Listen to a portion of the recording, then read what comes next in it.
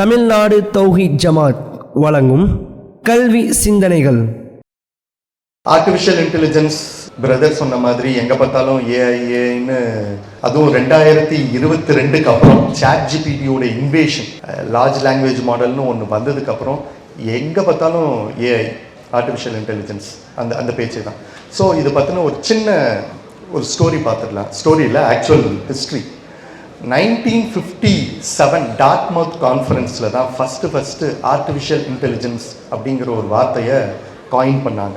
இந்த வார்த்தையை காயின் பண்ணதுக்கான நோக்கம் அப்படி என்னென்னா, எவ்வளோ நாளைக்கு தான் நம்ம இன்னும் ஹியூமன் கேபிட்டல், ஒரு மனிதனையும் இல்லை விலங்கு சார்ந்த விஷயங்களையும் மட்டுமே வச்சு நம்ம வேலை செஞ்சுட்டு இருக்க போகிறோம்.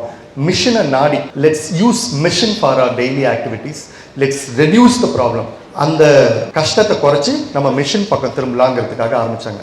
அதுக்கப்புறம் ஒரு 20-30 வருஷம் அப்படியே கிடப்பில் போட்டுருந்து 1998 அப்புறம் திரும்பி IBM வேக்சன் லேப் அதை எடுத்தாங்க. திரும்பி சரி ஏஐல ஆர்டிஃபிஷியல் இன்டெலிஜென்ஸில் நம்ம திரும்பி ரீசர்ச் பண்ணலாம், அதை சார்ந்து நம்ம இன்னும் கொஞ்சம் எக்ஸ்ப்ளோர் பண்ணி போகலாம். இது நம்ம புரிஞ்சுக்கணுன்னா நம்மளுடைய இப்போது ஏஐயோடைய இன்வேஷன் அதிகமாக ஆகிறதுக்கு ஒரு முக்கியமான ஒரு விஷயம் வந்து நம்ம ஒரு பிஸ்னஸ் பற்றி தெரிஞ்சுக்கணும். 3 ரெவல்யூஷனை நம்ம தாண்டி வந்திருக்கோம். இண்டஸ்ட்ரியல் ரெவல்யூஷன், அப்புறம் இன்ஃபர்மேஷன் ரெவல்யூஷன், இப்போ சோஷியல் ரெவல்யூஷனில் இருக்கும். இண்டஸ்ட்ரியல் ரெவல்யூஷனில் நம்ம தினம் நம்ம சம்பாதிய சாப்பாட்டுக்கு அப்புறம் வீட்டுக்கு இதுக்கே ரொம்ப கஷ்டப்பட்டு இருந்த காலத்தெல்லாம் நம்ம ஹிஸ்ட்ரியில் நம்ம முன்னோர்கள் தாண்டி இருக்கிறாங்க. அது தாண்டினதுக்கப்புறம் இந்த 90s, இந்த 1991, 92 அந்த காலகட்டத்தில் இன்ஃபர்மேஷன் ரெவல்யூஷன் வர ஆரம்பிச்சது. அப்போது பசி பட்டினியை தாண்டி அதுக்கு அடுத்த லெவலுக்கு மூவ் பண்ண ஆரம்பித்தாங்க. அப்போ ஸ்டாண்டர்ட் லிவிங், பசி பட்டினி எங்கள் தாத்தா பாட்டி பார்த்துக்கிட்டாங்க. இப்போ எங்கள் அப்பா எதுக்காக போராட ஆரம்பிச்சார்னா, ஸ்டாண்டர்ட் லிவிங், நல்ல வருமானம், இருக்க நல்ல வீடு, இதுக்காக. அதுக்கப்புறம் இந்த 2010க்கு அப்புறம் 8-10க்கு அப்புறம் இந்த ரெசெஷன், எஸ்பெஷலி இந்த 2008 ரெசெஷனுக்கு அப்புறம் சோஷியல் ரெவல்யூஷன் வர ஆரம்பிச்சது, இல்லைன்னா டிஜிட்டல் ரெவல்யூஷன் அப்படின்னு சொல்லலாம். இந்த ரெவல்யூஷன் வர ஆரம்பிச்சதுக்கு அப்புறம் ஒரு மனநிலையே என்னன்னா, எல்லாமே கம்ஃபர்ட் ஜோன்ல நமக்கு கிடைக்கணும் எதுவாக இருந்தாலும். ஸோ ஏஐயோட இன்வேஷன் இன்னும் அதிகமாக வர ஆரம்பிச்சது. ஸோ இந்த ChatGPTன்னு ஒன்று வர ஆரம்பிச்சதுக்கு அப்புறம் தான் ஆர்டிஃபிஷியல் இன்டெலிஜென்ஸை பற்றி நிறைய பேர், இப்போ நீங்கள் எழுதுகிற ஆர்டிகல்ஸாக இருக்கட்டும், நீங்கள் கிரியேட் பண்ணுற மூவிஸாக இருக்கட்டும், இல்லை இமேஜாக இருக்கட்டும், எல்லாமே ஏஐ வச்சு கிரியேட் பண்ணுறான்னு சொல்கிறாங்க இல்லையா. இப்போ என்கிட்ட கூட இப்போ எத்தனை காலேஜ் ஸ்டூடெண்ட்ஸ் இங்கே இருக்கிறீங்கன்னு தெரியல, இந்த ப்ராஜெக்ட்ஸ் பண்ணணுன்ட்டு வருவாங்க ஃபைனல் இயர் ஸ்டூடெண்ட்ஸ்லாம். Sir engineering final year students நாங்கள் ப்ராஜெக்ட் பண்ணுறாங்க, ப்ராஜெக்ட் டைட்டில் வந்து ஏதாவது கொடுங்க. இல்லை நீங்கள் என்ன ஏரியாவில் பண்ணலான்னு இருக்கீங்கன்னு சொன்னால், எந்த ஏரியாவாக இருந்தாலும் பரவாயில்ல சார், நாங்கள் ஏஐ வச்சு பண்ணிக்கிறோம் அப்படின்னு சொன்னாங்க. ஸோ ஏஐ வந்து ஒரு அலாவுதீனோட லேம்ப் மாதிரி அவங்க பார்க்க ஆரம்பிச்சிட்டாங்க. பட் ஏஐயால் என்ன பண்ண முடியும், என்ன பண்ண முடியாது அப்படின்னு பார்த்துக்கலாம். இந்த செஷன் முடிஞ்சதுக்கப்புறம் நீங்கள் கேட்குற கொஸ்டின்ஸை வச்சு தான் எனக்கான டேட்டாவை எங்கே லேகிங், எங்கே சேலஞ்சாக இருக்குது, எதனால் ப்ராப்ளம், உண்மையாகவே ஆர்டிஃபிஷியல் இன்டெலிஜென்ஸ் வந்ததுக்கப்புறம் நம்மளுடைய வேலையெல்லாம் போயிடுமா, நமக்கு வேலை கிடைக்குமா, இந்த கொஸ்டின்ஸ்லாம் நிறையா இருக்கும் இல்லையா. அந்த கொஸ்டின்ஸை ஆன்சர் பண்ணுறதுக்காக தான் நான் இப்போ இங்கே இருக்கேன். நான் அஃபிஷியலாக இந்தியா ஆர்டிஃபிஷியல் இன்டெலிஜென்ஸ் அப்படிங்கிற போர்ட்டலில் சீனியர் ரிசர்ச்சர் அண்ட் ஆத்தராக இருந்தேன். ஏஐ இப்போ எதுக்கு தேவை, ஏஐ நம்மளுடைய ஃபியூச்சரை எப்படி மாற்ற போகுது அப்படிங்கிறத பார்க்கலாம். நமக்கு ஏன் ஏஐ இப்போ தேவைப்படுது, ஏன் நாளைக்கு ஏஐயால் என்னென்னலாம் பண்ண முடியும். ஸோ ஏஐயை வந்து 3 விதமாக பிரிப்பாங்க. Artificial general intelligence, artificial super intelligence, நேரோ ஏஐன்னு சொல்லுவாங்க, நேரோ ஆர்டிஃபிஷியல் இன்டெலிஜென்ஸ். ஸோ நேரோ ஆர்டிஃபிஷியல் இன்டெலிஜென்ஸ் அப்படின்னா என்னென்னா, ஒரு ஸ்பெசிஃபிக் டாஸ்க்குக்காக ஒரு மிஷினை நம்ம ட்ரெயின் பண்ணுறது. அந்த ஒரு ஸ்பெசிஃபிக் டாஸ்க்கை ட்ரெயின் பண்ணிட்டு அதுக்கு ப்ரெடிக்ஷன் பண்ண முடியும். ஒரு எக்ஸாம்பிள் சொல்லணும்னா, ஒரு மெடிசனுக்கு தேவையான, இப்போ ஒரு டிசீஸ் வருது, அந்த டிசீஸ்க்கு எந்த மெடிசன் கரெக்டாக இருக்கும், இல்லை ஒரு பேஷண்ட்டோட டேட்டாவை பார்த்துட்டு இந்த பேஷண்ட்டுக்கு மெலிக்னன்சி, அதாவது கேன்சர் வருமா வராதா அப்படின்ற ப்ரெடிக்ஷன், ஸ்டாக் மார்க்கெட் ப்ரெடிக்ஷன், இந்த மாதிரி ப்ரெடிக்ஷன் பண்ணுறதுக்கு ஒரு ஸ்பெசிஃபிக் டாஸ்க்கு ட்ரெயின் பண்ணுறது நேரோ ஆர்டிஃபிஷியல் இன்டெலிஜென்ஸ்னு சொல்லுவாங்க. ஆர்டிஃபிஷியல் ஜெனரல் இன்டெலிஜென்ஸ் அப்படின்னா என்னென்னா, ஹியூமனுக்கு ஈக்குவலண்ட்டாக நம்ம யோசிக்கிற மாதிரி நம்ம ப்ரெடிக்ட் பண்ற மாதிரி ஹியூமனுக்கு ஈக்குவலண்டா ஹியூமனை மனிதர்களை மிமிக் பண்ற அளவுக்கு ஒரு மிஷினை தயார் பண்றதுக்கு பேர் ஆர்டிஃபிஷியல் ஜெனரல் இன்டெலிஜென்ஸ் சொல்லுவோம். அதுக்கு அடுத்து உள்ளது ஆர்டிஃபிஷியல் சூப்பர் இன்டெலிஜென்ஸ், அதாவது ஹியூமனையும் தாண்டி ஹியூமனை விட எக்ஸ்க்ளூசிவா ஸ்பெஷலா ஒரு மிஷினை ட்ரெயின் பண்றதுக்கு பேர் ஆர்டிஃபிஷியல் சூப்பர் இன்டெலிஜென்ஸ். சரி, இப்போ நம்ம எந்த இடத்துல இருக்கிறோம் பார்த்தோம். நம்ம நேரோ ஏஐ அப்படிங்கிற இடத்துல தான் இருக்கிறோம். நம்ம இது வரைக்கும் அச்சீவ் பண்ணது எல்லாமே நேரோ ஆர்டிஃபிஷியல் இன்டெலிஜென்ஸ் தான். அப்படின்னா ஒரு ஸ்பெசிபிக் டாஸ்க்குக்காக டேட்டாவை வச்சு ஒரு மிஷினை ட்ரெயின் பண்ணி அதுல ப்ரெடிக்ஷன் பண்றது அளவுக்கு மட்டும்தான் இப்ப நம்ம ரீச் ஆயிருக்குமே தவிர ஹியூமனுக்கு ஈக்குவலண்டா ஒரு மனிதனால் யோசிக்கிற அளவுக்கு ஒரு மிஷினை இது வரைக்கும் நம்ம பண்ணல. இதை தாண்டி ஆர்டிஃபிஷியல் சூப்பர் இன்டெலிஜென்ஸ் இருக்குது இல்லைங்களா, அது ஃபியூச்சர் கான்செப்ட் தான். ஸோ இந்த தெளிவு நமக்கு ஃபர்ஸ்ட் வந்துடணும். நம்ம நினைக்கிறோம் இப்போ டிரான்ஸ்ஃபார்மர்ஸ் இல்லை மிஷன் இம்பாசிபிள் தமிழ்ல எந்திரன் படம் அளவுக்கு நம்ம முன்னேறி போயிட்டோம், ஏஐ வந்து எல்லா விஷயத்தையும் பண்ண ஆரம்பிச்சிடும் அப்படின்லாம் இல்லை. நேரோ ஏஐல மட்டும்தான் இருக்கும். ஸ்பெசிபிக் டாஸ்க்குக்காக ஏஐ ஏஜென்ட்ஸை கிரியேட் பண்ணி அது மூலியமா ஸ்பெசிபிக் டாஸ்க் மட்டும்தான் நம்ம பண்ணிக்கிட்டு இருக்கு. இப்போ ஏஐனா என்னன்னு பார்த்துக்கலாம். ஏஐக்கு வந்து சரி ஆர்டிஃபிஷியல் இன்டெலிஜென்ஸ் செயற்கை நுண்ணறிவுன்னு தமிழில் நம்ம சொல்கிறோம்.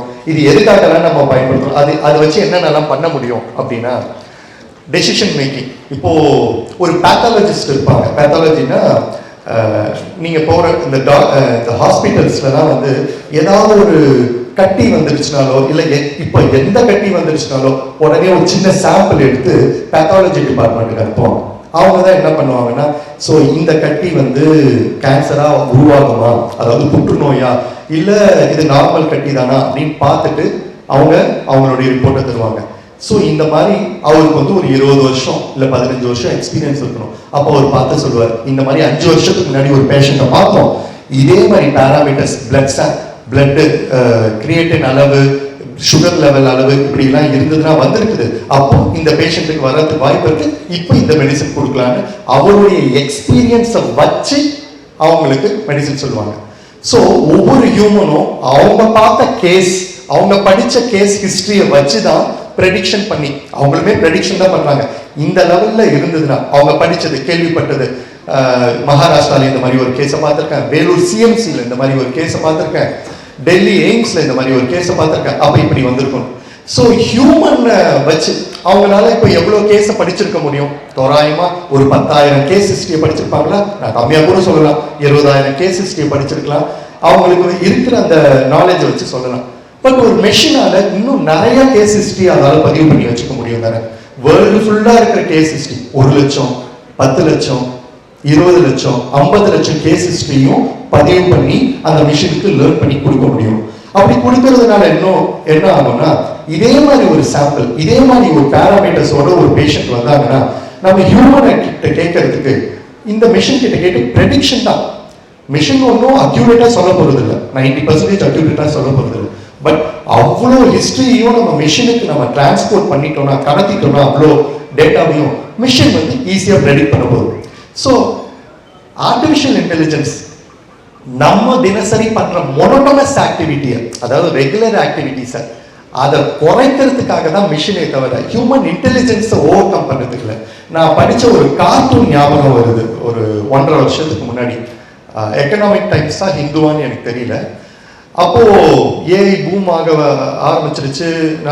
நானும் எழுதிக்கிட்டே இருக்கிறேன், டெக்னாலஜி ஜேர்னலிஸ்டா எக்ஸ்பர்ட்ஸை பார்த்து இன்டர்வியூ பண்ணி எழுதிட்டு இருக்கும்போது ஒருத்தர் சொன்னார், ஒருத்தர் மிஷின் கிட்ட பேசுறாரு, ஏஐ என்னுடைய டிஷ்வாஷ் கிளீனிங், இந்த துணி துவைக்கிற விஷயங்கள் இதெல்லாம் நீ பார்த்துக்கோ, கிரியேட்டிவிட்டியை கொடு, படம் வரைகிறது, கவிதை எழுதுறது, கிரியேட்டிவிட்டியை என்கிட்ட கொடுத்துரு. ஆனா இப்ப நம்ம எப்படி இருக்கிறோம்னா கிரியேட்டிவிட்டியை அதுகிட்ட கொடுத்துட்டோம், மிஷின் கிட்ட கொடுத்துட்டோம், சாட்ஜிபிடி கிட்ட கொடுத்துட்டோம்.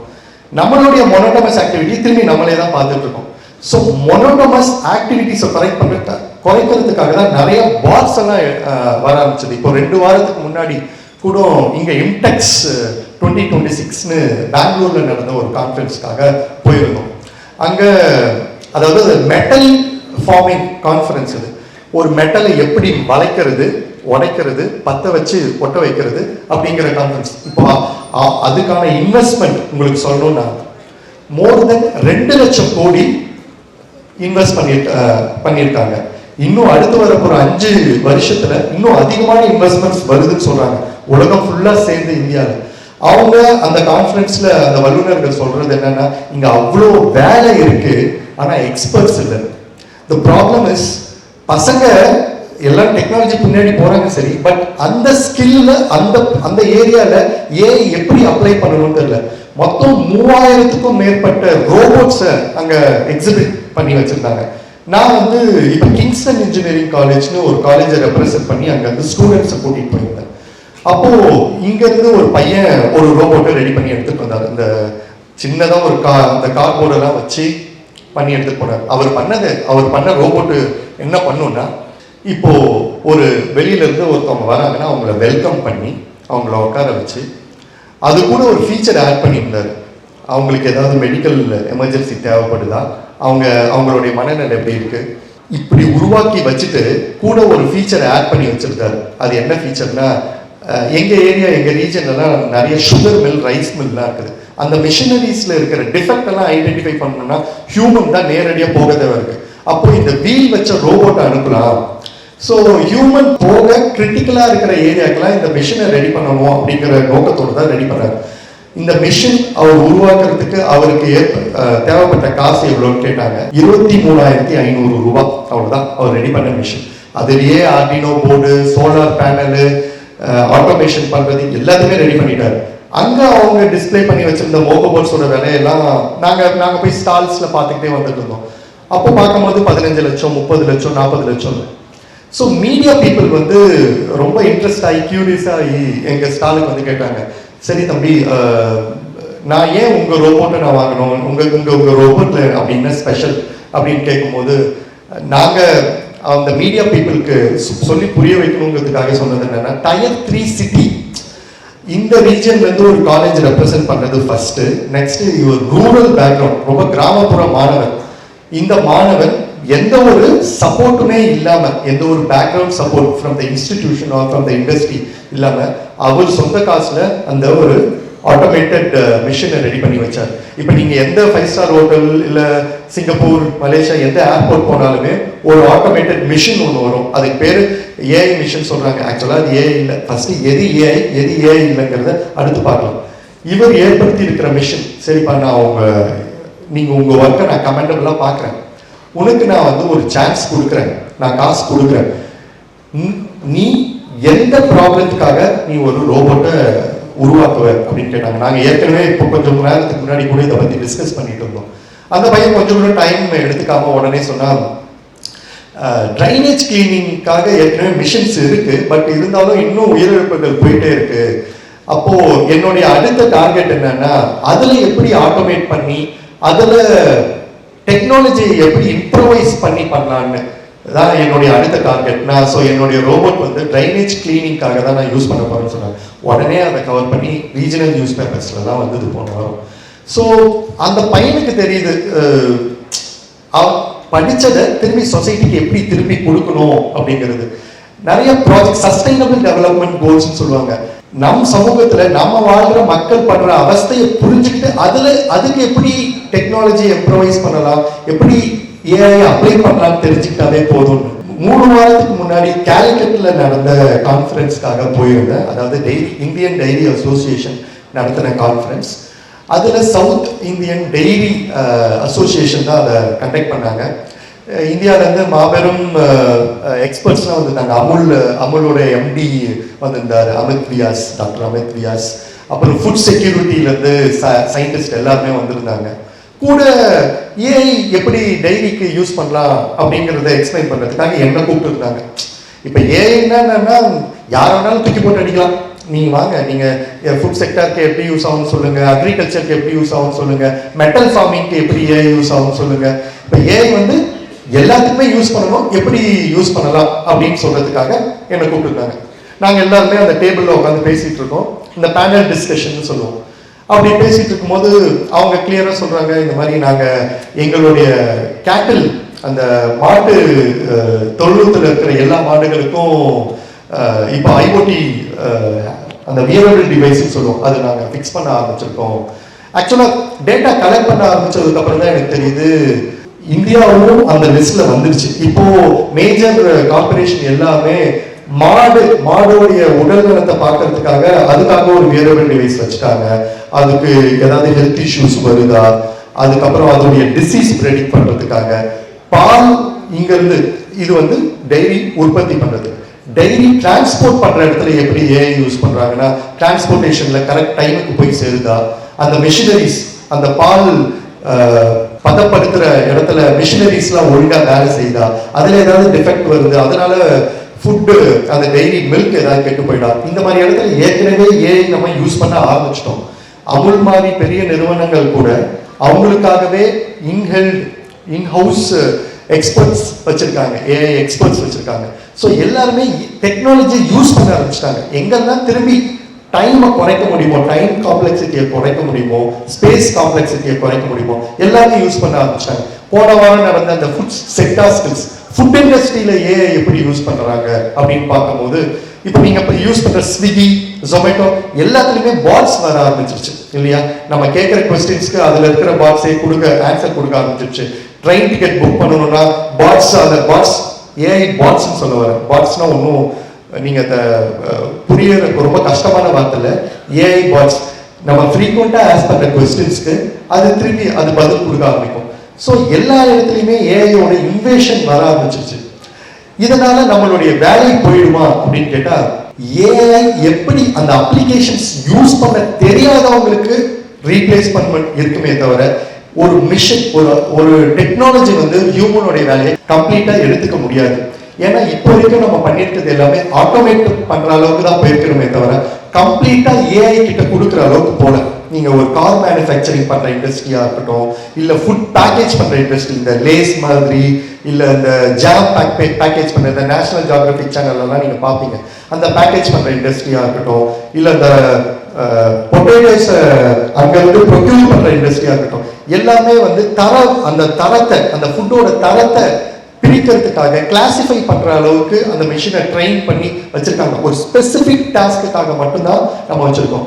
அப்போ அந்த அப்ளிகேஷனை ரன் பண்ற அளவுக்கு தான் நாலேஜ் இருந்தா போதுமே தவிர கம்ப்ளீட்டா ஏஐ தெரிஞ்சிருக்கணும் இல்ல கம்ப்ளீட்டா ப்ரோக்ராமிங் தெரிஞ்சிருக்கணும்னா. ஏன்னா இப்போ வைப் கோடிங்லாம் வந்துருச்சு. எத்தனை கம்ப்யூட்டர் சயின்ஸ் இன்ஜினியரிங் இந்த ஹாலில் இருக்கீங்கன்னு தெரியல. யாராவது கம்ப்யூட்டர் சயின்ஸ் படிக்கிறீங்களா? இங்க கம்ப்யூட்டர் சயின்ஸ் கடைசியாக தான் இருக்கிறீங்க.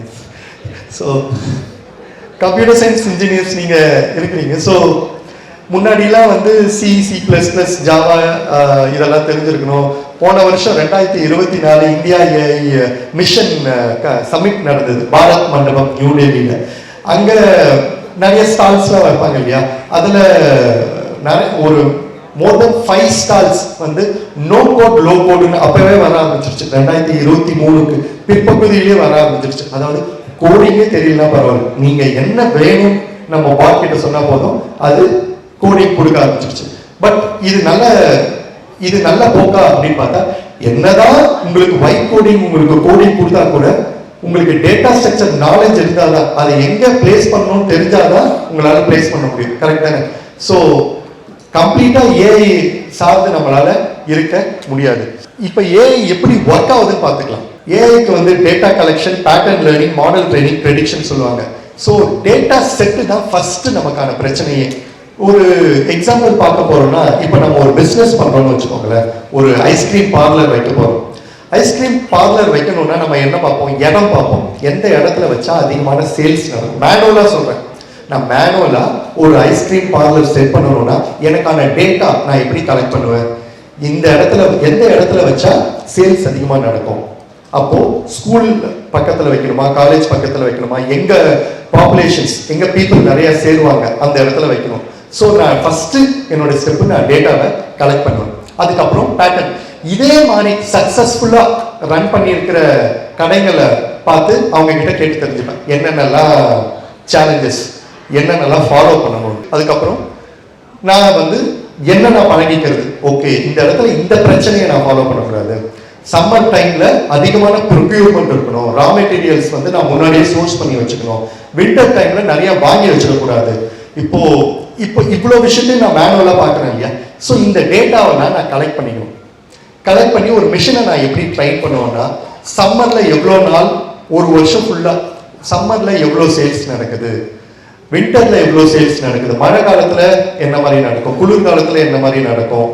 ஸோ திடீர்னு ஒரு கான்ஃபரன்ஸ், ஒரு பெரிய மாநாடு நடக்குதுன்னா அப்போ அதுக்கான ரா மெட்டீரியல் முன்னாடியே நம்ம ப்ரெடிக்ட் பண்ணி வைக்கணும். இவ்வளோ டேட்டாவையும் அந்த எக்ஸல் ஷீட்ல பார்த்தீங்கன்னா காலம் வைஸ் நம்ம எடுத்து ஒரு மிஷினை ட்ரெயின் பண்ணணும்.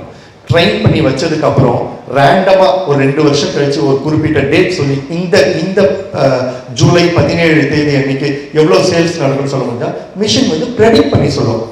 என்னென்ன பேராமீட்டர்ஸ் வச்சு, வெதர், அப்புறம் அன்னைக்கு நடக்க போற பொலிட்டிக்கல் இஷ்யூஸ், மீதி இருக்கிற மற்ற ஃபேக்டர்ஸ்லாம் வச்சு ஒரு ரேண்டம் ப்ரெடிக்ஷன் பண்ணி தருது இல்லைங்களா. இதுதான் ஒரு மிஷினால ப்ரெடிக்ட் பண்ணுவோம். இதுக்கு டேட்டா தேவை. ஸோ மிஷின்ல நீங்க வந்து ப்ரெடிக்ட் பண்றதுக்கு, ஒரு மிஷினை லேர்ன் பண்ணி வைக்கிறதுக்கு நமக்கு டேட்டா எப்படி தேவைப்படும்னா சூப்பர்வைஸ் லேர்னிங். ரொம்ப டெக்னிக்கலா போறேன்னு நினைச்சுக்க வேணாம், ஒரு மேலோட்டமா மட்டும் சொல்லிடுறேன். Supervise learning, semi supervised learning, unsupervised learning சொல்லுவாங்க. நமக்கு கிடைக்கிற டேட்டாவோட லேபிள் இருந்ததுன்னா சூப்பர்வைஸ் லேர்னிங், அப்போ நம்ம மிஷினை ஈஸியா ட்ரெயின் பண்ணிக்க முடியும். நமக்கு டேட்டா லேபிள் என்னன்னே தெரியல அப்படின்னா அதுக்கு பேர் unsupervised learning. Semi supervised learning ரிசர்ச்ல யூஸ் பண்ணுவாங்க. கொஞ்சம் லேபிளும் இருக்கும், கொஞ்சம் லேபிள் இல்லாமையும் இருக்கும். ஸோ அதை வச்சுதான் ஒரு மிஷினை ட்ரெயின் பண்ணுவாங்க. மிஷினுக்கு நம்ம ட்ரெயின் பண்ணணும். இந்த நம்ம கத்துக்கிட்ட விஷயத்த மிஷினுக்கு ட்ரெயின் பண்ணி அதுக்கப்புறம் மிஷினை ப்ரெடிக்ட் பண்ண வைக்கணும். இப்போ நம்மளுடைய ஸ்டாண்டர்ட் லாங்குவேஜ் மாடல் சொல்றோம். இப்போ பாஷின்னு சொல்லுவாங்க. இந்தியாவால உருவாக்கப்பட்ட லார்ஜ் லாங்குவேஜ் மாடல். இதனால ரீஜனல் லாங்குவேஜ்ல இருக்கிற எல்லா மொழிகள்லயும் நம்ம கொஸ்டின்ஸ் கேட்க முடியும் அந்த பாட் கிட்ட. அது நம்ம மொழியிலேயே திரும்பி ரெஸ்பான்ஸும் பண்ணும். இது வந்து நம்ம நாட்டுல உருவாக்கப்பட்டது. ஸோ இப்போ எல்லா ரீஜன்லையும் நம்ம நாட்டில் இருக்கிற எல்லா மொழிகள்லையுமே ட்ரெயின் பண்ணிட்டு இருக்காங்க. ஏன்னா இப்போ தமிழ்நாட்டை பொறுத்த வரைக்கும் நிறைய ஆக்சென்ட் இருக்கும். தூத்துக்குடி மக்களுடைய ஆக்சென்ட் வேற விதமா இருக்கும், மெட்ராஸ் ஆக்சென்ட் வேற விதமா இருக்கும், மதுரை, கோயம்புத்தூர் ரொம்ப டிஃப்ரெண்டா இருக்கும். ஒவ்வொரு ஆக்சென்ட்லயுமே வந்து மனிதர்களை பேச வச்சு மிஷினை ட்ரெயின் பண்ணி வைக்கிறது. இப்போ இங்கிலீஷ்ல ஒரே ஒரு வார்த்தை தான், பிரிங் த பேக் அப்படின்னு சொல்றோம். while coming bring the bag. இங்க வரும்போது அந்த பேக்கை எடுத்துக்குவாங்க. தமிழ் இது நார்மல் தமிழ். வேலூர் தமிழ், மெட்ராஸ் தமிழ் கொஞ்சம் வேற மாதிரி இருக்கும். நான் வேலூருக்குனால வேலூர் தமிழ் சொல்லிடுறேன். அப்பதான் யாரும் சண்டைக்கு வர மாட்டாங்க. என் மொழியை தானே நான் குற்றம் சொல்ல முடியும். வர சொல்ல பேக் எடுத்துக்குவாங்க. வர சொல்லங்கிறது அப்ப மிஷினுக்கு புரியணும். சொல்லங்கிற வார்த்தை பிரயோகிப்பு வரும் பொழுதுங்கிறதுங்கிறதுக்கு மிஷினுக்கு ட்ரெயின் பண்ணி புரிய வைக்கணும் இல்லையா. இந்த மாதிரி ஆயிரக்கணக்கான மொழி ட்ரைனிங் வச்சுதான் ஒரு மிஷினால ஆக்சென்ட் ட்ரெயின் பண்ண முடியும். இப்ப அதுதான் பண்ணிட்டு இருக்காங்க. இதுக்கு பேர் தான் மிஷின் ட்ரைனிங் சொல்லுவோம். ஸோ நான் ஏற்கனவே சொன்ன மாதிரி நேரோ AI, general AI, super AI, இதை வச்சுதான் இப்போதைக்கு ஓடிட்டு இருக்குது. ஆனா நம்ம இது வரைக்கும் ஹியூமனால அச்சீவ் பண்ணியிருக்கிறது எல்லாமே நேரோ ஏஐ மட்டும்தான். ஜெனரல் ஏஐனா ஹியூமன் அளவுக்குலாம் இன்னும் போகல. அதுக்கான வேலைகள் பார்த்துக்கிட்டு இருக்கோம். நான் என்னுடைய ஹம்பிள் பர்செப்ஷன்ல சொல்றேன், அது கஷ்டம். சூப்பர் இன்டெலிஜென்ஸ் அது ஃபியூச்சர், அது வாய்ப்பு இல்லை இப்போதைக்கு. ஸோ நேரோ ஏஐ இதுக்கான லிமிடேஷன்ஸ்லாம் என்னன்னா, ஒரு ஸ்பெசிஃபிக் டாஸ்க்குக்காக மட்டும் சப்ஜெக்டிவா. இப்போ ஸ்டீல் இண்டஸ்ட்ரி, லீகல் இண்டஸ்ட்ரியில சார் சொன்ன மாதிரி பாட்ஸ், அதுக்காக பாட்ஸ் நிறைய உருவாக ஆரம்பிச்சாங்க 2022 அப்புறம். லீகல் ஸ்பெசிஃபிக்கா, லா ஸ்பெசிஃபிக்கா எந்த கொஸ்டினையும் நம்ம கேட்கலாம். அதுக்காக நிறைய ஸ்டார்ட் அப்ஸ்லாம் வர ஆரம்பிச்சாங்க. 2021 முன்னாடி வரைக்கும் கிடைச்ச டேட்டா வச்சு சொல்றேன், சென்னையில இருக்கிற ஸ்டார்ட் அப்ஸோட எண்ணிக்கை 3000க்கும் கம்மியா இருந்தது இந்த OMR காரிடார்ல. 2021 அப்புறம், எஸ்பெஷலி இந்த ஏஐ மிஷன் வந்ததுக்கு அப்புறம், இன்னைக்கு இந்த 2024 டேட்டா வச்சு பார்க்கும்போது 5000க்கும் மேற்பட்ட ஸ்டார்ட் அப்ஸ் ரெஜிஸ்டர் ஆயிருக்கு. அப்படின்னா என்னன்னா, எல்லாருமே ஏஐ ஏஜென்ட்ஸ் உருவாக்க ஆரம்பிச்சாங்க. ஏஐ ஸ்பெசிஃபிக்கா அவங்க பிளாட்ஃபார்ம்ஸ், அப்ளிகேஷன்ஸ்லாம் பண்ண ஆரம்பிச்சாங்க. இதனால நமக்கு அடுத்த சேலஞ்ச் வர ஆரம்பிச்சது. ஒரு புது டெக்னாலஜி வரும்போது கூடவே பிரச்சனையும் வரும். அப்போ எத்திக்கலா, ரெஸ்பான்சிபிளா பிரச்சனையா, அது கரெக்டா இருக்குதா? Ethical AI, responsible AI. இப்ப இதை பத்தி புரிஞ்சுக்கணும்னா, ஏஐ யூஸ் பண்றதுக்கு ஸ்டாண்டர்ட் கைட்லைன்ஸ் எதுவுமே இல்லை வேர்ல்டு ஃபுல்லா. ஏன்னா எல்லாமே வந்து ஜியோகிராபிக்கல் ஸ்பெசிஃபிக். ஒவ்வொரு நாட்டிலையும் ஒவ்வொரு ஸ்பெசிஃபிக் கைட்லைன்ஸ் இருக்கு. ஸ்டாண்டர்ட் கைட்லைன்ஸ் கொடுக்க முடியல.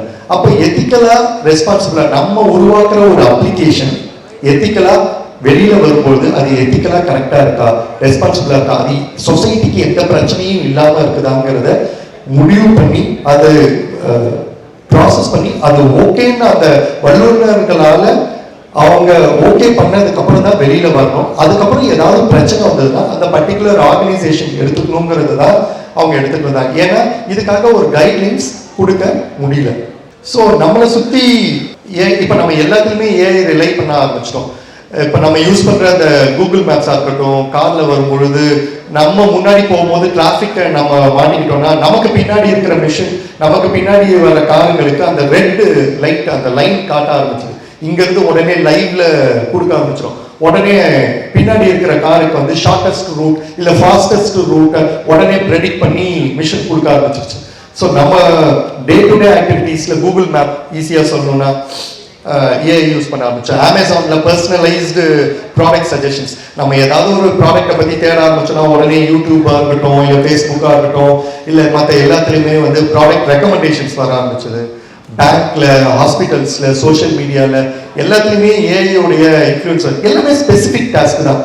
கம்ப்ளீட்டாக இங்கே ஹியூமனுடைய கெப்பாசிட்டிக்கு அளவுக்கு நம்ம இன்னும் போகலை. ஸோ ஜெனரல் ஹியூமன் இன்டெலிஜென்ஸ் இதோட கேரக்டரிஸ்டிக்ஸ் அண்ட் கரண்ட் ஸ்டேட்டஸ் நம்ம இன்னும் பார்த்தோம்னா, இதுக்கு வந்து ஒரு இன்டெலெக்சுவல் ஹியூமனோட இன்டெலெக்சுவலை கடத்துறதுக்கு நம்ம அந்த முயற்சியில் தான் இருக்கிறோமே தவிர கம்ப்ளீட்டா ஒரு ஹியூமனாய்ட் ரோபோட்டை நம்மளால உருவாக்க முடியல. பட் அதை ட்ரை பண்ணி 2022ல 23ல ஏஐ ஆங்கர்ஸ் வர ஆரம்பிச்சாங்க. ஏஐ ஆங்கர்ஸ்னா கம்ப்ளீட்டா ஒரு ஏஐயால உருவாக்கப்பட்ட ஒரு உருவம், ஒரு பெண்ணோட உருவம், ஒரு ஆணோட உருவம் வந்து நியூஸை கலெக்ட் பண்ணி நியூஸ் படிக்க ஆரம்பிச்சது. அப்ப அந்த கால 2-3 ஸ்டேட்ல மட்டும்தான் வந்தது. ஆனா அது பெருசா போகல, இப்போ வரைக்கும் அது சக்சஸ்ஃபுல்லா ஆகல. அந்த நேரத்துல ஏஐ மிஷினே எல்லாம் பார்க்க ஆரம்பிச்சிருச்சு. நியூஸ் ரூம்ல வந்து மிஷின் வந்து நியூஸை கலெக்ட் பண்ண ஆரம்பிச்சிருச்சு, நியூஸ் அதுவே ரீட் பண்ண ஆரம்பிச்சிருச்சு. இப்போ கூட ஹாட் ஸ்டார்ல கம்ப்ளீட்டா ஏஐயால உருவாக்கப்பட்ட படங்கள்லாம் வந்துருக்கு இல்லையா, மகாபாரத் அந்த மாதிரி படங்கள்லாம். பட் இது ஹியூமனுடைய இன்டர்ஃபியரன்ஸ் இல்லாம ஹியூமன் ஒரு எக்ஸ்பிரஸ் பண்ணும்போது இருக்கிற அழகை கெடுக்கிறது தான் பார்க்கப்படுது. கம்ப்ளீட்டா ஹியூமனோட இன்டர்ஃபியரன்ஸ் இல்லாம மிஷினை மட்டுமே வச்சு நம்மளால எதுவுமே பண்ண முடியாது. அடுத்து சூப்பர் இன்டெலிஜென்ஸ், இது பியாண்ட் ஹியூமன் இன்டெலிஜென்ஸ். நம்மளால ஹியூமன் இன்டெலிஜென்ஸ் அளவுக்கே போக முடியல. இது ஹியூமன் இன்டெலிஜென்ஸ்க்கும் தாண்டி போகிறது வந்து இப்போதைக்கு சாத்தியம் இல்லை. என்னுடைய ஹபிள் பர்செப்ஷன் எப்போதைக்குமே சாத்தியம் இல்லை. Okay, human versus AI key difference உங்களுக்கு ஏற்கனவே தெரிஞ்ச மாதிரி தான். இது படங்கள்லயே காட்டிருக்காங்க. ஹியூமனுக்கு எமோஷன்ஸ் இருக்கு, மிஷின்ஸ்க்கு எமோஷன் இல்லை. மிஷின் வந்து டேட்டாவை கொடுத்தா போதும், அது ப்ரெடிக்ட் பண்ணி காட்டிடும். இது கிரியேட்டிவா இன்னோவேட்டிவா ஹியூமனால பண்ண முடியும். நம்ம அதையே அதை ட்ரெயின் பண்ணி மிஷினை கூட கிரியேட்டிவா காட்ட முடியுது. பேட்டர்ன் வச்சு தான் மிஷின் வந்து ஒரு பேட்டர்ன் வச்சு இந்த பேட்டர்ன்ல இந்த வேர்ட்ஸ் கொடுத்தா சொல்ல முடியும். ஆனா ஆக்சுவலா 1990ஸ்லயே 1989ல நான் படிச்ச நாவல் எத்தனை பேருக்கு தெரியல, சுஜாதா அவர்கள் எழுதின நாவல்ல என் இனிய இயந்திரா, மீண்டும் ஜோனோ போன்ற நாவல் வந்திருக்கும். அதை தழுவி படம் வந்திருக்கு இல்லையா, எந்திரன். அந்த நாவல்ல அப்பவே வந்து ஆக்மெண்டட் ரியாலிட்டி, வர்ச்சுவல் ரியாலிட்டி பத்திலாம் பேசியிருப்பாங்க. அப்பவே அவர் ஃபியூச்சர் பத்தி யோசிச்சிருப்பாரு.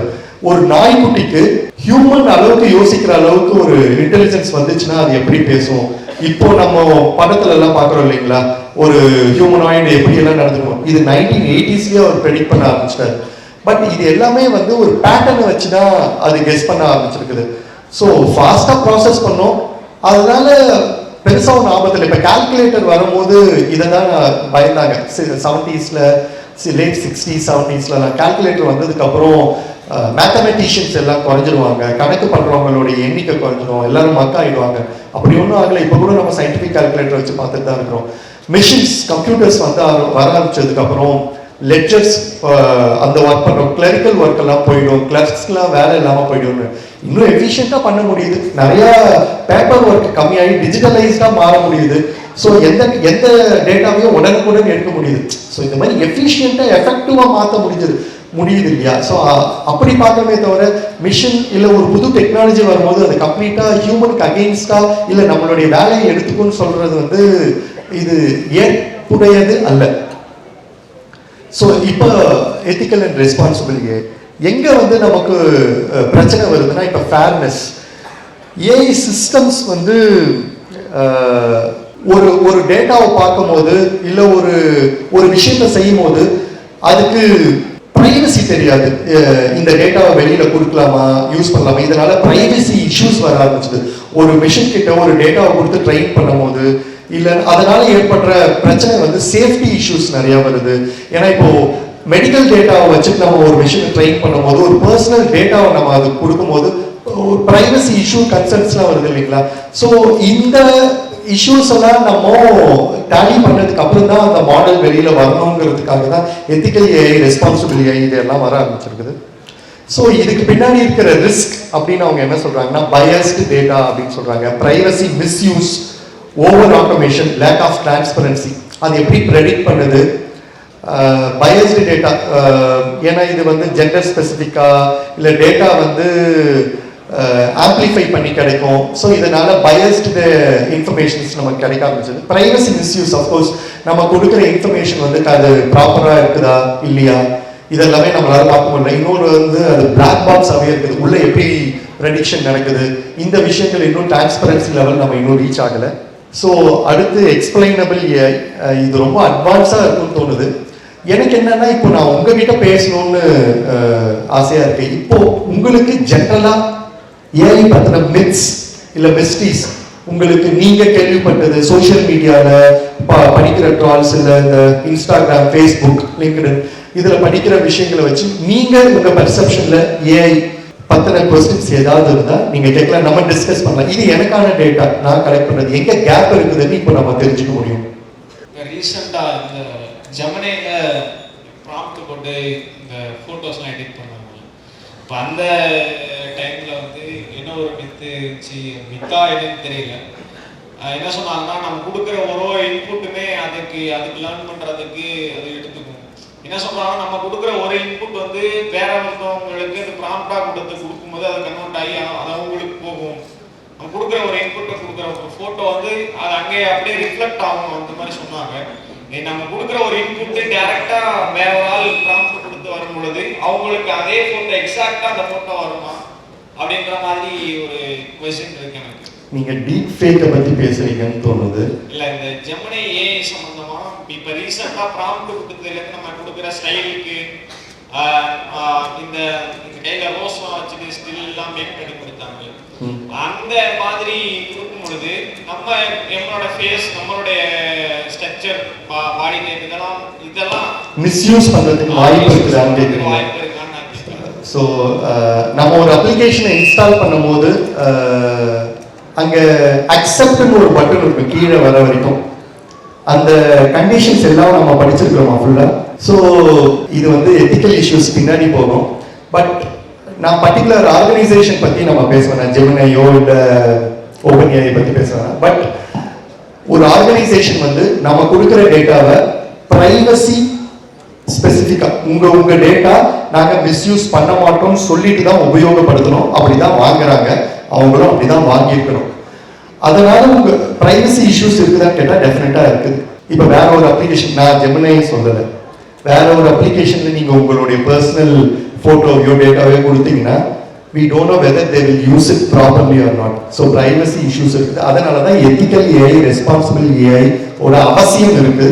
அதை வந்து ஒரு அப்ளிகேஷன் வெளியில வரும்போது உங்களுடைய டேட்டா பராமரிக்கப்படுது, உங்களுடைய டேட்டா மிஸ்யூஸ் ஆகல, நாங்க கரெக்டா தான் வச்சிருக்கோம், லாக் அவங்க மெயின்டைன் பண்றதா சொல்லிட்டு தான் அப்ளிகேஷனை வெளியில எடுத்துட்டு வராங்க.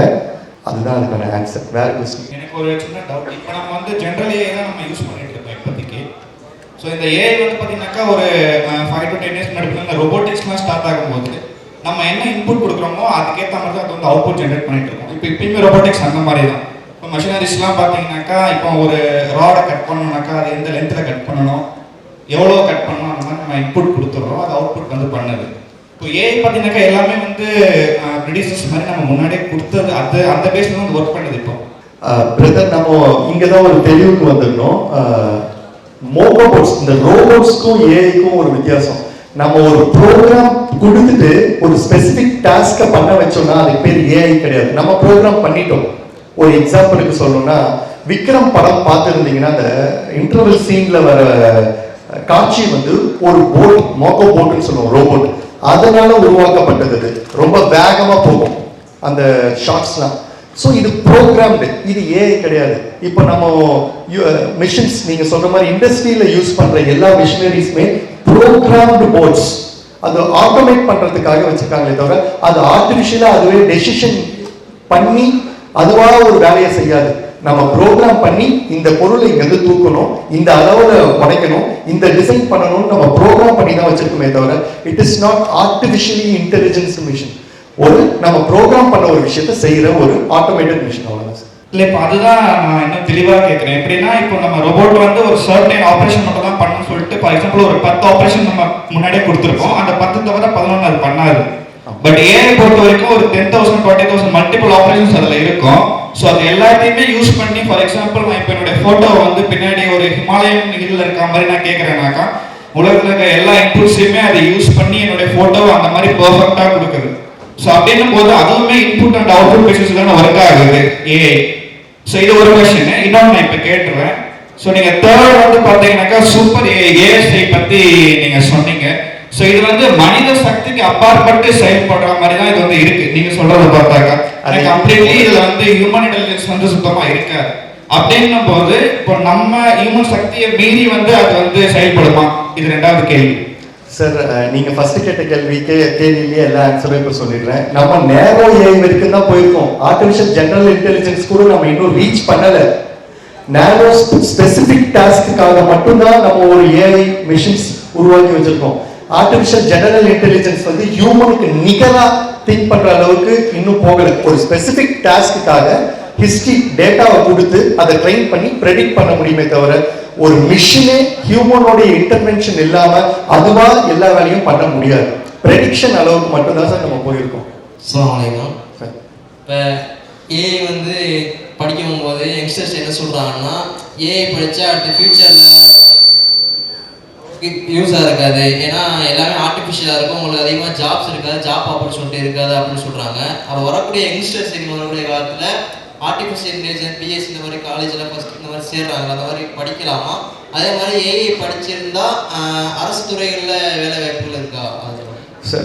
சார் எந்த டெக்னாலஜி இப்போ அதுதான் சொன்னேன். டைரி இண்டஸ்ட்ரியாக இருக்கட்டும், இல்லை ஃபுட் இண்டஸ்ட்ரியாக இருக்கட்டும், மெட்டல் அண்ட் ஃபார்மிங் இண்டஸ்ட்ரியாக இருக்கட்டும், எல்லா இண்டஸ்ட்ரியிலையுமே வந்து டெக்னாலஜி யூஸ் பண்ண தெரிஞ்ச இளைஞர்கள் தேவைப்படுறாங்க. ஸோ அந்த பர்டிகுலர் அப்ளிகேஷன் அவங்க ரோபோட்ஸ் ரெடி பண்ணி வச்சுட்டாங்க, ஆட்டோமேட்டட் மிஷின்ஸ் அந்த மோகோபோட்ஸ் ரெடி பண்ணி வச்சுட்டாங்க, அதை ஆப்ரேட் பண்ண தெரிஞ்சவங்க தான் தேவைப்படுறாங்க. அந்த அப்ளிகேஷன் யூஸ் பண்ண தெரியாதவங்களுக்கு தான் கஷ்டமே தவிர எல்லாத்தையுமே அந்த மிஷினே யூஸ் பண்ணிடாது. அதை யூஸ் பண்றதுக்கு ஒரு ஹியூமன் தேவை, அது தேவை. ஸோ இப்போ நீங்க ஏஐ படிச்சு தான் போகணும்லாம் ஒன்றும் இல்லை. You're not going to build a machine completely. அதை யூஸ் பண்ண தான் கற்றுக்கணும், அவ்வளோதான். அது மிஷின் பில்ட் பண்ணுறதுக்கு தனி டிபார்ட்மெண்ட் இருக்குது, அவங்க பார்த்துப்பாங்க. எல்லாருக்குமே மிஷினை உருவாக்க தேவையில்லை, அந்த மிஷினை யூஸ் பண்ண தெரிஞ்சுக்கிட்டா போதும். அப்ளிகேஷன் யூஸ் பண்ணுறது யார் வேணாலும் பண்ணிக்கலாம். கவர்மெண்ட் ஜாப்ஸ்க்கு sir union public service commission அந்த மாதிரிலாம் கேட்குறீங்களா? ஸோ இதுக்கு வந்து எக்ஸ்பர்ட்ஸ் கரெக்டாக சொல்லுவாங்க பதில். கவர்மெண்ட் ஜாப்ஸ்க்கு நீங்கள் படிக்கிற குரூப் 4 குரூப் எக்ஸாம்ஸ் எல்லாத்துலேயுமே வந்து அதுக்கு யூஸ் பண்ணிக்கலாம். ஏஐ யூஸ் பண்ணி நீங்கள் இன்னும் எஃபிஷியண்ட்டாக படிக்கலாம். ஏஐ படித்தாதான் வேலைங்கிறதுலாம் வந்து உங்களுக்கே தெரியும் இல்லையா? அதை யூஸ் பண்ணி நீங்கள் இன்னும் எஃபிஷியண்ட்டாக படிக்கலாம். ஒரே ஒரு சின்ன இன்ஃபர்மேஷன் சொல்லிடுறேன். ஹேமந்த் பரேக் அப்படின்னு ஒரு 92 வயது ஒரு எக்ஸ்பர்ட்டை நான் இன்டர்வியூ பண்ணியிருந்தேன் 2023. ஹேமந்த் பரேக், அவருக்கு வயசு 93. இப்போ நான் இன்டர்வியூ பண்ணும்போது அவருக்கு 92. அவரு 1950ஸ்லயே இன்ஜினியரிங், மெக்கானிக்கல் இன்ஜினியரிங் முடிச்சுட்டு யூஎஸ் போய் வேலைக்கு போயிட்டு வேலையில் அவர் ரிட்டையர்ட் ஆகி இப்போ 93 வயசு அவர் மும்பையில் வந்து செட்டில் ஆயிட்டார். அவரு ஸ்டூடெண்ட்ஸ்க்காக, எஸ்பெஷலி ஸ்கூல் படிக்கிற பிள்ளைகளுக்காகவும் காலேஜ் ஸ்டூடெண்ட்ஸ்க்காகவும் ஒரு ஏஐ மிஷின், அதாவது ஏஐ பாட் ரெடி பண்ணியிருக்காரு. சாட் பாட் மாதிரி, சாட் ஜிபிடி மாதிரின்னு வச்சுக்கோங்களேன். ஸ்டூடெண்ட்ஸ் எந்த கொஸ்டின் வேணாலும் கேட்கலாம், சாட் ஜிபிடி மாதிரி தான், ஆனால் exclusively for school education and college education அவர் உருவாக்கி வச்சுட்டு இதில் நீங்கள் எந்த கொஸ்டின் வேணாலும், எந்த காம்படிட்டிவ் எக்ஸாம் வேணாலும், இப்போ நீட்டாக இருக்கட்டும் இல்லை எந்த காம்படிட்டிவ் எக்ஸாமில் இருக்கிற எந்த டாப்பிக்கை பற்றியும் நீங்கள் கேட்கலாம். உங்கள் லாங்குவேஜில் அது ரெஸ்பான்ஸ் கொடுக்கும். இது வந்து அவர் ஓப்பன் சோர்ஸ் ஃப்ரேம் ஒர்க்காகவே கொடுத்துருக்கிறார். அவர் பேர் ஹேமந்த் பரேக். அந்த ஆர்டிக்கிளும் இருக்குது, நீங்கள் போய் பார்க்கலாம். ஏஐ வந்து ஒரு டாபிக்காகவே சேர்த்துட்டாங்களா கவர்மெண்ட் எக்ஸாமில். சகோதரர் இப்போ தான் சொன்னார். இஸ்லாமிக்கு டெட் இன்டர்நெட் தியரின்னு சொல்லி கேள்விப்பட்டேன். Okay. அதாவது வந்து நம்ம அதிகமாக ஏஐ யூஸ் பண்ணுறதுனால ஏஐ வந்து ஹியூமன்ஸ் கிட்ட தான் டேட்டாவை கலெக்ட் பண்ணும் போது அதிகமாக ஹியூமன்ஸ் எல்லாம் டேட்டா ஏஐ நோக்கி போகும்போது ஹியூமன்ஸோட அந்த சிந்திக்கக்கூடிய தன்மை கம்மியாகி டேட்டா இன்டர்நெட்டில் கம்மியாகி இன்டர்நெட்டே டேட்டா ஆகக்கூடிய ஒரு சூழ்நிலை ஏற்படும் அப்படின்னு சொல்லி கேள்விப்பட்டேன். அதை பற்றி கொஞ்சம் ஏதாச்சும் எக்ஸ்ப்ளோர். நீங்கள் கண்டென்ட் கிரியேஷனை பற்றி பேசுகிறீங்களா? இல்லை, கண்டென்ட் கிரியேஷன் இல்லை. நம்ம ஒரு இன்ஃபர்மேஷனை வந்து இப்போ ஒரு ஆர்டிக்கிளாக எழுதுறோம்னு வச்சுக்கோங்களேன். நிறைய பேர் ஆர்டிக்கிளை படிக்க மாட்டாங்க. ஸ்ட்ரெயிட்டாக ஏஐல கிளிக் பண்ணி அதை பற்றி சொல்லு அப்படின்னு சாட்ஜிபிட்டியில் போட்டுருவாங்க. ஆனால் அந்த சாட்ஜிபிட்டியாக அந்த ஆர்டிக்கிள் தான் டேட்டா வந்து எடுக்கும். இப்போ ஹியூமன்ஸ் வந்து ஏஐ கிட்ட போய் கேட்கும்போது என்ன பண்ணுவாங்க, ஹியூமன்ஸ் எல்லாம் மிக்ஸ் ஆகிட்டு இதுமாதிரி ஆர்டிக்கல் எழுதுறது கம்மி பண்ணுறாங்க. அது மாதிரிலாம் இருக்கும்ல. அப்போ வந்து யாரும் ஆர்டிக்கல் எழுத மாட்டாங்க, டேட்டாஸ் அவ்வளோ கிடைக்காது. பிரதர், இது நல்லா புரியுது. நீங்கள் 2022க்கு முன்னாடி வரைக்கும் நம்ம எப்படி யூஸ் பண்ணிட்டு இருந்தோம் ஒரு கூகுள் சர்ச் இன்ஜினை, அந்த கிரால் அல்காரிதம் எப்படி வேலை செய்யுதுன்னே தெரியாது, அது எப்படி அவ்வளோ பேஜஸ் லிஸ்ட் பண்ணுறதுனே தெரியாது. இன்னும் கூட இங்கே எத்தனை பேர், இங்கே இருக்கிற முக்கால்வாசி பேர் இன்னும் கூகுள் சர்ச் இன்ஜின் தானே. யார் இப்போ ஜென்சி வேணா சாட்ஜிபிடி கம்ப்ளீட்டாக டிபெண்ட் ஆகி போயிருக்கலாம். ஆனால் இன்னும் கூட கூகுள் சர்ச் இன்ஜின் யூஸ் பண்ணுறவங்க நிறைய பேர் இருக்கிறாங்க. நிறைய பேர் இல்லை, முக்கால்வாசி பேர். இப்போ என்ன ஸ்டைலா மாறிடுச்சுன்னா இன்ஸ்டன்டா, அதான் சொன்னேன் இல்லையா, கம்ஃபர்ட் ஜோன் வந்துருச்சுன்னா கொஞ்சம் கூட பேஜ் பை பேஜ் எத்தனை ரீசர்ச் கூகுள். அப்போ இந்த நான் படிக்கும் போதெல்லாம் கூகுள்லயே பேஜ் 2, 3, 4, 6, 8 போய் நம்ம தேடுவோம். இப்போ உங்களுக்கு எல்லாமே ரெடி குக்கிங்கா இருக்கணும். இன்டர்நெட்ல அவைலபிள் ரிசோர்சஸ் எடுத்து குக் பண்ணி ஒரு கம்ப்ளீட் ஒரு கம்பேக்ட் ஒரு மெசேஜா கொடுக்கணும்னு எதிர்பார்க்கறாங்க. பட் இது அவசியம் இல்லைன்னு சொல்றேன். First value check. ஸோ இப்போ சாட்ஜிபிட்டி எல்லாருமே சொல்றாங்க எங்களுடைய இன்ஃபர்மேஷன் அக்யூரேட்டா இருக்குதுன்னு. பட் பர்சனலா நம்ம ஒரு இன்ஃபர்மேஷனை ஒரு சர்ச் இன்ஜின் மூலியமா தான் சர்ச் பண்ணணுமே தவிர குக்ட் அப் இன்ஃபர்மேஷனை எடுக்கக்கூடாதுங்கிறத தான் நம்ம எஜுகேட் பண்ணணும். அஸ்ஸலாமு அலைக்கும் வரஹ்மத்துல்லாஹி வபரகாத்துஹு. என்னோட ஒரு கேள்வி எப்படிப்பட்டதுன்னா, ஒரு கிரியேட்டிவான ஒரு கேள்வி ஒரு கேட்குறேன். ஏஐக்கு எமோஷன்ஸ் ஃபீலிங்ஸ் கொடுக்க முடியுமா? கொடுத்தால் என்ன நடக்கும்? இப்போ ஏன்னா இப்போ நான் ஒரு அலோனாக இருக்கிறேன், சேடாக இருக்கிறேன். இப்போ என்னோட எமோஷன்ஸை வந்து நான் வந்து ஏஐகிட்ட பகிரணும்னு நினைக்கிறேன். பகிர முடியுமா? பகிர்ந்தால் என்ன நடக்கும்? இந்த ஏஐலாம் நம்ம திருப்பி 2022க்கு அப்புறம் தான் நிறைய யூஸ் பண்ண ஆரம்பிச்சோம் இல்லையா சாட்ஜிபிட்டி. 1990s அப்போ படித்தவங்கெல்லாம் இப்போ இருக்கிறீங்க. அப்போவே வந்து சைக்கோமெட்ரிக் அப்ளிகேஷன்ஸ் இருக்கு. சி ப்ரோக்ராமிங் மூலமா உருவாக்கப்பட்ட அப்ளிகேஷன். நம்ம கொடுக்குற வார்த்தையுடைய வெயிட்டேஜ், எமோஷனல் அந்த வெயிட்டேஜ், வார்த்தையுடைய வெயிட்டேஜ் வச்சு அதை நமக்கு ரெஸ்பாண்ட் பண்ண அப்ளிகேஷன் 1990ஸ்லேயே உருவாக்கிலாம் வச்சிருக்கிறாங்க. ஸோ நம்ம கொடுக்குற அந்த ஒவ்வொரு வார்த்தைக்கான எமோஷனை வச்சு தான், அந்த பேட்டர்ன் வச்சு தான் அதை ரெஸ்பாண்ட் கொடுக்கும். நீங்கள் யூஸ் பண்ணுற அந்த சிரி அலெக்ஸாவை கூட இருக்கலாம். கம்ப்ளீட்டாக ஒரு மிஷின் சென்ட்ரிக்காக போகிறது வந்து இப்போதைக்கு சாத்தியம் இல்லை. நான் சாத்தியம் இல்லைன்றேன், நீங்கள் சாத்தியமானா இப்போதைக்கு இல்லை. ஏன்னா ஹியூமன் இன்டர்வென்ஷன் இல்லாமல் பண்ண முடியாது இப்போதைக்கு. ஏன்னா நம்ம ஏஜிஐயே இன்னும் எட்டாக்கனியாக தான் இருக்குது. ஜென்ரல் இன்டெலிஜென்ஸு, சூப்பர் இன்டெலிஜென்ஸ் வந்து ஃபியூச்சர் கான்செப்ட். அது கம்ப்ளீட் படத்தில் நல்லா இருக்கும், பார்க்கறதுக்கு நல்லா இருக்கும். படம் பார்த்து என்ஜாய் பண்ணலாம். இது மித்து பிரதர். நமக்குள்ள இருக்கிற அந்த பயம், அது ஒரு ஏஐக்கு எமோஷனல் வந்துருச்சுன்னா நல்லா இருக்கும், படத்தில் பார்க்கறதுக்கு நல்லா இருக்கும். இந்த ஏஐ வளர்ச்சி போனமாட்டு 100 பேர் சில வேலையை ஒரு ஆள் செஞ்சிடும், 99 வேலை வாய்ப்பு போகும் அப்படிங்கிற ஒரு பயத்தில் எல்லா மாணவர்களும் எல்லாருமே இருக்காங்க. அதுதாங்க பிரதர், ஏற்கனவே சொன்ன மாதிரி கம்ப்யூட்டர் வர ஆரம்பிக்கும் போது கிளர்க்ஸ் வந்து லெட்ஜர்ல எல்லாத்தையும் எழுதிட்டு இருந்தாங்க. ஸோ மிஷின் வர ஆரம்பிச்சதுக்கு அப்புறம் கம்ப்யூட்டர் யூஸ் பண்ண தெரியாதவங்களுக்கு வேலை இல்லாமல் போயிடுச்சு அப்படின்னு பயந்தாங்க. பட் இன்னும் எஃபெக்டிவா அது ஒரு எக்ஸல் தான், ஒரு அப்ளிகேஷன் தான். அந்த அப்ளிகேஷன் யூஸ் பண்ண ஆரம்பிச்சதுக்கு அப்புறம் 10,000 கணக்கான ஃபைல்ஸை அவங்க ஈஸியாக ஆக்சஸ் பண்ண முடியும், எடுக்க முடியும், சேஃபாக வச்சுக்க முடியும், டேட்டாவை பாதுகாக்க முடியும். இது அதே மாதிரி ஒரு அப்ளிகேஷன் தான். இந்த அப்ளிகேஷனை யூஸ் பண்ண தெரியாதவங்க, ஃபார் எக்ஸாம்பிள் இப்போ ப்ரெடிக்ஷன் நமக்கு ரொம்ப யூஸ்ஃபுல்லாக இருக்கும். ஸ்டாக் மார்க்கெட் ப்ரெடிக்ஷனாக இருக்கட்டும், ஒரு டிசீஸ் வருதா இல்லையான்னு அத்தனை பேராமீட்டர் வச்சு ப்ரெடிக்ட் பண்ணுறதா இருக்கட்டும், இல்லை ஒரு மெடிசன் கண்டுபிடிக்கிறதுக்கு இத்தனை விதமான காம்பினேஷனில் வந்தால் என்ன மெடிசன் வரும், இதுக்கு இந்த டிசீஸ் வருமா, இந்த டிசீஸ்க்கு இந்த மெடிசன் யூஸ்ஃபுல்லாக இருக்குமா, ஒரு மிஷினை வச்சு நம்ம ப்ரெடிக்ஷன் பண்ண முடியும். ஸோ அத்தனை மல்டிபிள் பர்முட்டேஷன்ஸ்ல நம்ம ப்ரெடிக்ட் பண்றதுக்கு மிஷினை நம்ம அசஸ் பண்ணிக்கலாம். நமக்கான ஒரு டைமை குறைக்கிறதுக்கு நம்ம யூஸ் பண்ண முடியுமே தவிர இது கம்ப்ளீட்டாக நம்மளுடைய வேலையெல்லாம் வாங்க முடியாது, எடுத்துக்க முடியாது. அந்த அப்ளிகேஷனை யூஸ் பண்ண தெரியாதவங்க தான் வந்து பயப்படணும்.